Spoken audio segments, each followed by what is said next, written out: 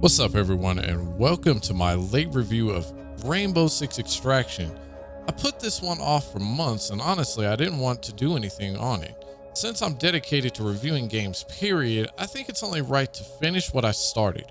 Before we get started though, if you want to support and help grow the channel, hit that like and subscribe button, and also I'll have links below in the description if you want to support those as well. Of course, my criteria never changes on my recommendation scale. In this case though, since this review is so late, I will be going off of what I would have recommended had I did this review on time. And now here's Rainbow Six Extraction.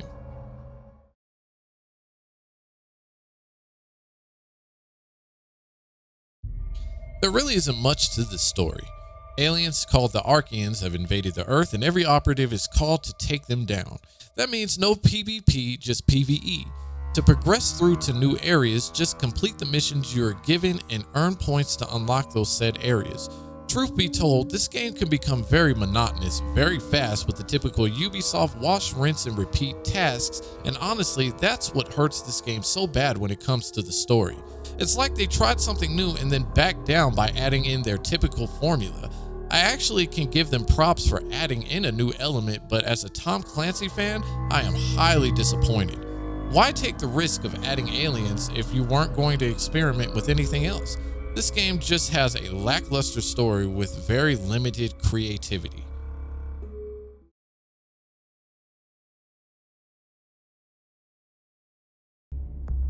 This is a spin-off, so there aren't any differences in the controls and mechanics between Siege and this game. It runs more or less the same. Everything is mapped the same for continuity, so it makes it easy to adapt to. You're still peeking around corners and blasting through walls. The only change that I noticed was how you use your RC.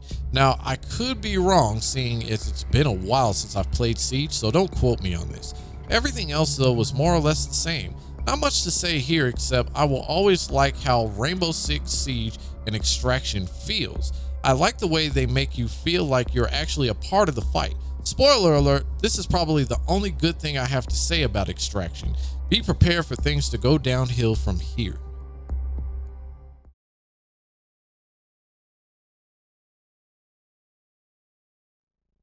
I know it might seem odd for me to put these two in the same category, but how you do in one kind of depends on the other. Each area that you enter has 3 missions that are optional to complete. In a somewhat Left 4 Dead style, you can skip to the checkpoint to get to the next mission area, or you can stay in that area to complete it. How you complete that mission and what operative you use depends on who you can level up and what gear you can upgrade, and that can be a hindrance a lot more times than not. If you play co-op and you're in matchmaking, this really slows down an already slow process of progression and leveling.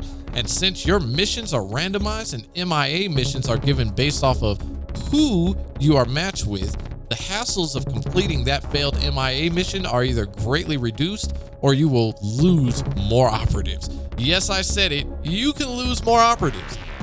So when doing MIA missions or any missions at all, I prefer doing it solo. It was just easier to get the XP and keep my operatives. I haven't even gotten to the enemies yet. Archeans may vary between missions, but each has a specific point of weakness that you really have to pay attention to. Not bad, right? Except that if you're dealing with a swarm of many different Archeans, it can be annoying not only trying to find the weaknesses, but also defending your co-op buddies as well. Some are just complete bullet sponges, especially when you're doing high value target missions. They just seem to eat the bullets up even when you hit the weak points. Others are fairly easy to dispose of, but still fairly overwhelming in power when placed in groups. Missions when you have to place the tracers in the pods are a great example of this, because if you alert the pods, they keep sending enemies out at you depending on which area you alerted them in, and you'll exhaust your ammo supply and other resources if you're not careful. Not to mention the repetitiveness of missions given can just be, well, boring. These are some of the problems that I find in other Ubisoft games as well, and honestly, I don't expect them to fix these anytime soon.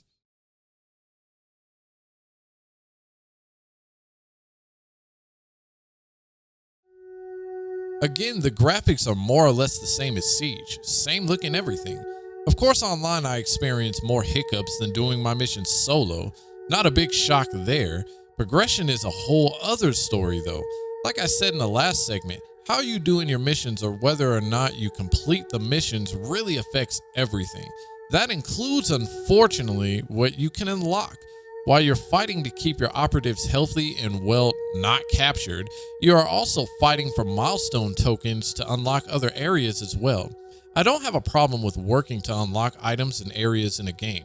The problem I have is that if you fail, you lose tokens and you virtually have to work twice as hard to get them back than whatever operative you lost. While this is easier solo, co-op can be a real hindrance in this depending on who you're matched with. This is a game best played with friends because it feels like the progression system is treated like a ranked competitive mode, which makes me think that if they were going to create a game that has somewhat Left 4 Dead style with randomized missions, then you could have just made this game a more linear game where we could progress if we completed every mission like any other game. Instead, they just made this a chore like they do in most of their games. And after I started unlocking things, I didn't even find it at all satisfying, especially with all the work that I put into it. It more just so felt like, can we get this over with after progressing? And this is not a good way to keep people's attention, Ubisoft.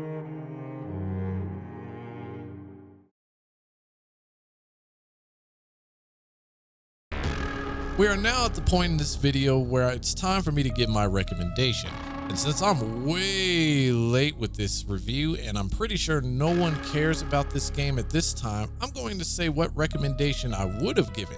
Seeing as this is the first game that I reviewed, which to me wasn't all bad, but the bad couldn't outweigh the good, I would have recommended not purchasing. Truth be told, I got this game on Game Pass, so I was fortunate to not have to pay a dime, but even then, this game would seriously just take up space on your consoles or PC. That's it for today though. Again, like and subscribe if you want to help the channel grow, and if you want to support my other sites, there's links below. Stay tuned next Monday where I will be releasing my essay on Maiden of the Black Water. Until then, you all be easy, and I'll see you next time.